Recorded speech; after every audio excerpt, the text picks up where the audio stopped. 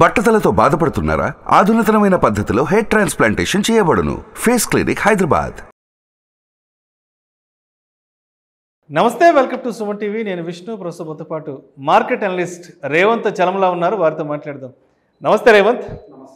రేవంత్, ఏంటి బంగారం ధరలు ఆకాశాన్ని అంటిపోతున్నాయి. ఆల్మోస్ట్ 75,000కి రీచ్ అయిపోయింది.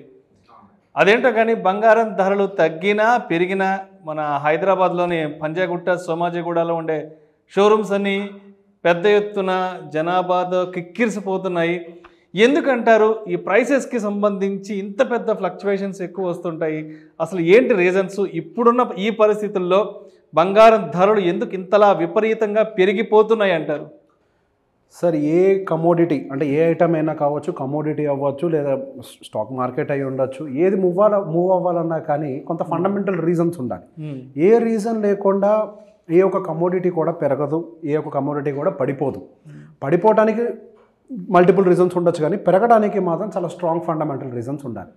సో బేసిక్గా మనకి గోల్డ్, పర్టికులర్గా ఈ కమోడిటీ ఐటమ్ అనేది బాగా ఫాస్ట్గా గ్రో అవ్వడానికి మల్టిపుల్ పారామీటర్స్. ఒకటి వచ్చేసరికి central banks first buying start చేసింది. సెంట్రల్ బ్యాంక్స్ వాటి యొక్క రిజర్వ్స్ని పెంచుకునే ప్రయత్నం చేస్తుంది. అది నాట్ జస్ట్ ఇండియా, అంటే ఆర్బీఐ అని ఒకటే కాకుండా అటు చైనీస్ సెంట్రల్ బ్యాంక్స్ అవ్వచ్చు, రష్యన్ సెంట్రల్ బ్యాంక్స్ అవ్వచ్చు.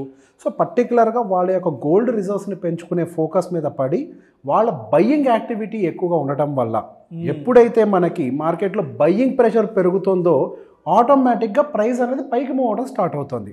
ఇప్పుడు మన ఇండివిజువల్స్ లేకపోతే మార్కెట్లో ఉండేవాళ్ళు ఏదో సోవరిన్ గోల్డ్ బాండో లేదా నాలాంటి వాడు స్టాక్ మార్కెట్లో కొంత గోల్డ్ కొనటము అని అంటే చిన్న చిన్న వాల్యూస్ ఉంటాయి. అదే దేశానికి సంబంధించిన సెంట్రల్ బ్యాంక్స్ అన్నీ కూడా బయ్యింగ్ మొదలు పెడితే వాటి యొక్క పంపింగ్ ఎంత రేంజ్లో ఉంటుంది? టన్నులు కొద్ది, వేల టన్నులు, లక్షల టన్నులు కొంటారు. ఎగ్జాక్ట్లీ. సో ఇక్కడ మనకి ఆ సప్లై అండ్ డిమాండ్ అనేది మిస్బ్యాలెన్స్ అవుతుంది. సప్లై తక్కువ ఉంటుంది, డిమాండ్ ఎక్కువైపోతుంది. They are asking for more gold. ఎప్పుడైతే డిమాండ్ అనేది పెరిగిపోతూ ఉంటుందో ఆటోమేటిక్గా మనకి ఈ ప్రైసింగ్ అనేది పెరిగిపోతూ ఉంటుంది. సో పర్టికులర్గా వీళ్ళు ఎందుకు పెంచుతున్నారు అని అంటే గోల్డ్ రిజర్వ్స్ అనేది ఆల్వేస్ సేఫ్ అసెట్. ఒకప్పుడు మనకి డబ్బులు ఎంత ఉండాలి అనేది, అంటే మన మనీ ఎంత ప్రింట్ చేయాలి అనేది గోల్డ్ మీద బేస్ అయి డిపెండ్ అయి ఉండేది. ఆ తర్వాత డాలర్ బేస్డ్గా మారింది. ఆ తర్వాత మనకున్నటువంటి కొంతవరకు ఏషియన్ కంట్రీస్ ఏవైతే ఉన్నాయో అగైన్ దాన్ని మళ్ళీ గోల్డ్ రిజర్వ్స్ బేస్డ్గా తీసుకువెళ్ళాలనే ప్రయత్నంలో ఇప్పుడు గోల్డ్ బయింగ్ అనేది స్టార్ట్ చేసింది. So adding fuel and fire ఉన్నట్టుండి మనకి ఈ Israel and Iran war escalate అవ్వటం. సో బేసిక్గా ఎప్పుడైనా గ్లోబల్గా అన్సర్టనిటీస్ ఉన్నప్పుడు అందరూ కూడా సేఫ్ అసెట్స్ వైపుగా చూస్తారు. సో అదే టైంలో మనకి గోల్డ్ ఒకటే కాదు, క్రూడ్ ఆయిల్ కూడా విపరీతంగా పెరగడం చూసాం. దాదాపుగా $90 వెళ్ళింది అది కూడా. So over the period of time ఎప్పుడైతే మనకి గ్లోబల్ అన్సర్టనిటీస్ అనేవి బిల్డ్ అవుతూ ఉంటాయో ఆ టైంలోనే ఇది కూడా బిల్డ్ అవుతుంది. మీరు గమనించినట్లయితే మనకి 2020 దగ్గర నుంచి దాదాపుగా గోల్డ్ ర్యాలీ స్టార్ట్ అయింది. అప్పుడు మనకి అన్సర్టనిటీ ఏంటి? కోవిడ్. సో ప్రపంచం అంతటా కూడా మనకి ఫైనాన్షియల్ ట్రాన్సాక్షన్స్ ఏవీ లేవు. సో మనకుండా ఏకైక రిలయబుల్ ప్రోడక్ట్ ఏదైనా ఉంది అని అంటే భూప్రపంచంలో that is the precious metal called gold. So ఆ టైంలో అగైన్ ఇన్వెస్ట్మెంట్స్ అన్నీ కూడా స్టాక్ మార్కెట్స్, అన్ని మార్కెట్స్, వ్యాపారాలు అన్ని పతనమవుతున్న టైంలో గోల్డ్ అనేది మనకి విపరీతంగా పెరగడం మొదలుపెట్టింది. ఆ టైం నుంచి దాదాపుగా 2020 సంవత్సరంలో కోవిడ్ తర్వాత, ఆ తర్వాత వచ్చినటువంటి రష్యా ఉక్రెయిన్ వార్ అయి ఉండొచ్చు, ఆ తర్వాత వచ్చినటువంటి మళ్ళీ అంటే మనకి 2023 సంవత్సరంలో కూడా ఇజ్రాయెల్ రిలేటెడ్ వార్ ఎస్కలేషన్ అయి ఉండొచ్చు, మళ్ళీ ఇప్పుడు 2024 సంవత్సరంలో మళ్ళీ ఆ వార్ ఎస్కలేషన్ అయి ఉండొచ్చు. ఇన్ బిట్వీన్ మనకు వచ్చినటువంటి రిసెషన్ ఫియర్స్ అయి ఉండొచ్చు, మనకి యుఎస్లో జరుగుతున్నటువంటి ఇన్ఫ్లేషన్ ఫియర్స్ అయి ఉండొచ్చు, అండ్ మనకి చైనాలో ఉన్నటువంటి విపరీతమైన లైక్ వాళ్ళు ఒక రకంగా చెప్పాలంటే వాళ్ళు రివర్స్లో వడ్డీ రేట్లు తగ్గించుకుంటూ పోతున్నారు. అంటే వాళ్ళ మార్కెట్లో లిక్విడిటీ లేని కండిషన్ అయి ఉండొచ్చు. సో ఓవరాల్గా అందరి కన్ను కూడా గోల్డ్ మీద పడింది. అంటే ఇప్పుడు మనకున్న సిచ్యువేషన్లో ఎకనామికల్గా, జియోపొలిటికల్గా కూడా ఎటువంటి స్టెబిలిటీ లేదు. ఎప్పుడైతే స్టెబిలిటీ లేని మార్కెట్స్ ఉంటాయో ఆ టైంలో మనకి గోల్డ్ ర్యాలీ అవ్వటం అనేది చాలా సహజంగా జరుగుతుంది. సో ఇప్పుడు మనం చూస్తున్నటువంటి పీరియడ్ పర్టికులర్గా అదే. సో ఎక్కడ దాకా వెళ్తుంది అని అంటే మనం చెప్పలేం. మళ్ళీ ఇజ్రాయెల్ అండ్ ఇరాన్కి సంబంధించి వార్ సబ్సైడ్ అయింది అని అంటే పడుతుంది అని చెప్పను. ఈ స్పీడ్ మళ్ళీ ర్యాలీ రాదు, ఇంత స్పీడ్గా గ్రో అవ్వదు. మళ్ళీ కొంత స్టెబిలిటీ కోసం వెతుక్కుంటుంది. ఏ ప్రైస్ అయినా పైకి వెళ్ళేటప్పుడు ఒక స్టెబిలిటీ ప్లేస్ కోసం వెతుక్కుంటూ ఉంటుంది. మనం 2018, 2017 సంవత్సరంలో చూసినట్లయితే 30,000 ఫిగర్ అనేది ఒక బేస్ లాగా ఉండేది. అక్కడక్కడ కొన్ని సంవత్సరాలు తిరిగింది.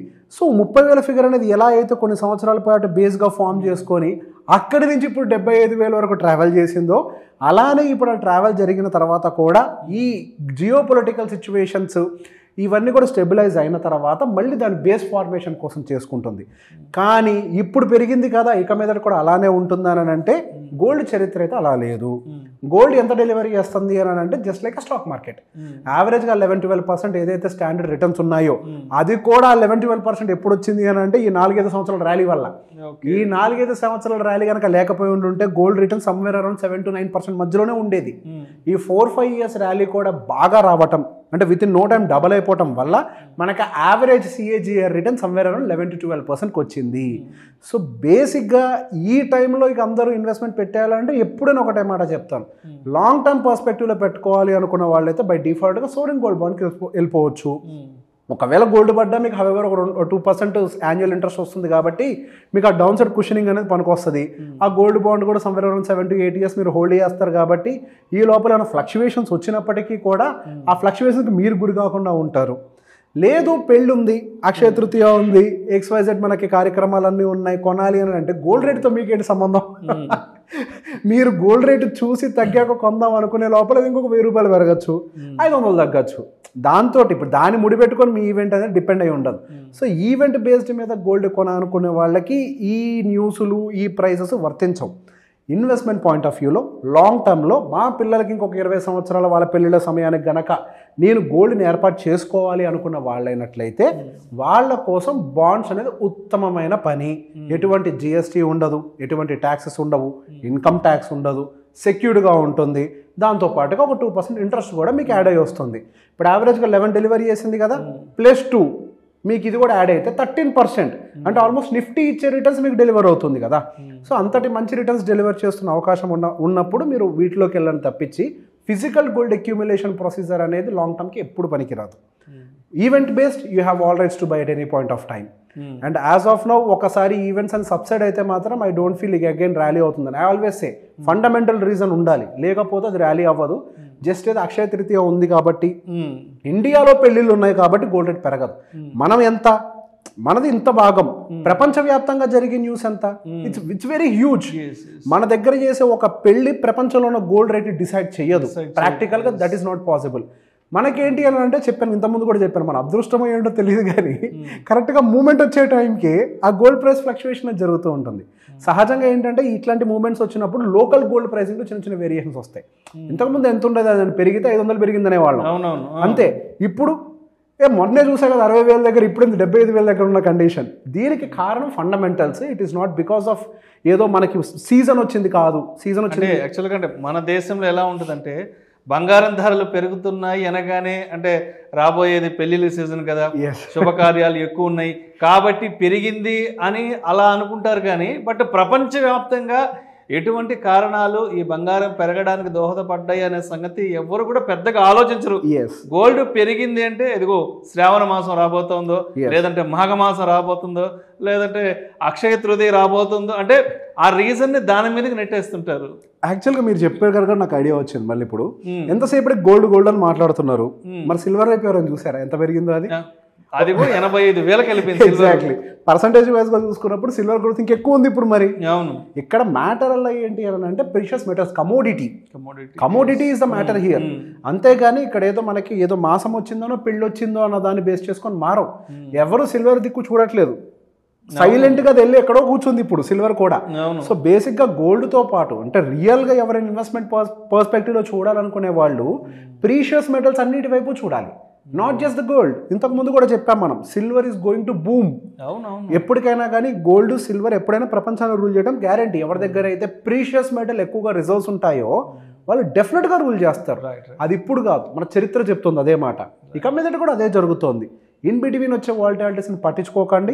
లాంగ్ టర్మ్లో అన్ని ప్రీషియస్ మెటల్స్ వైపు చూడండి, నాట్ జస్ట్ గోల్డ్.